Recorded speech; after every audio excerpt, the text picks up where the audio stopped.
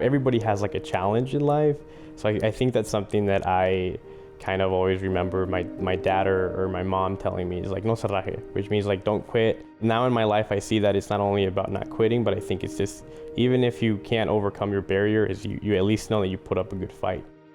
I've been in the field of what I do, at least in my current position, a little bit over a month, but I've worked in helping underserved communities gain access to education.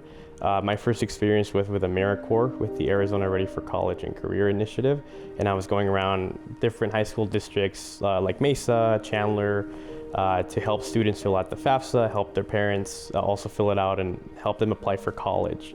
And then later on, I worked for TRIO, which is a federal grant program initiative established by the Department of Education in the 1960s to support first-generation, low-income, and students with disabilities not only get into college, but also complete their education.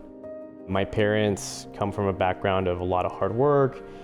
They've worked in agriculture, they've worked in ranching and farming for generations. I think for me, really, I have seen the impact that education has had on my family.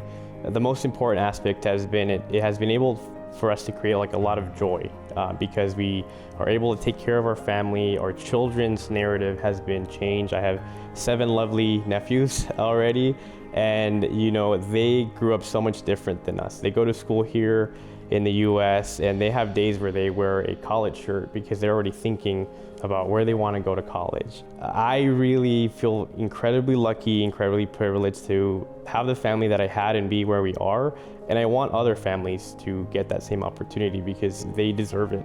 Getting an education gave me the ability to expand how I could help other people, but more importantly, education and credentials, you know, could get you in the room to be a decision maker.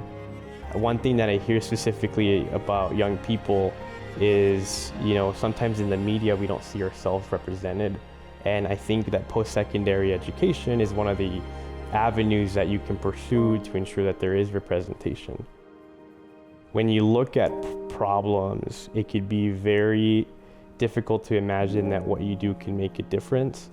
And I think it's very easy for us as young folks to become really jaded about the world. And I think the advice that I would give is, you know, realize that anything that you can do for those around you, even if it's a small thing, it can be a big impact to that person that you're helping. To be Latino in Arizona, it means to be, I think, both resilient and empathetic. At some point, we're going to become the majority in the state. So the empathetic aspect comes from realizing that there's still people who haven't made the progress that we've made, and to see how they can be included, you know, as part of the conversation in the table, and to make sure that when we have the power, we do better than the people that had it before us.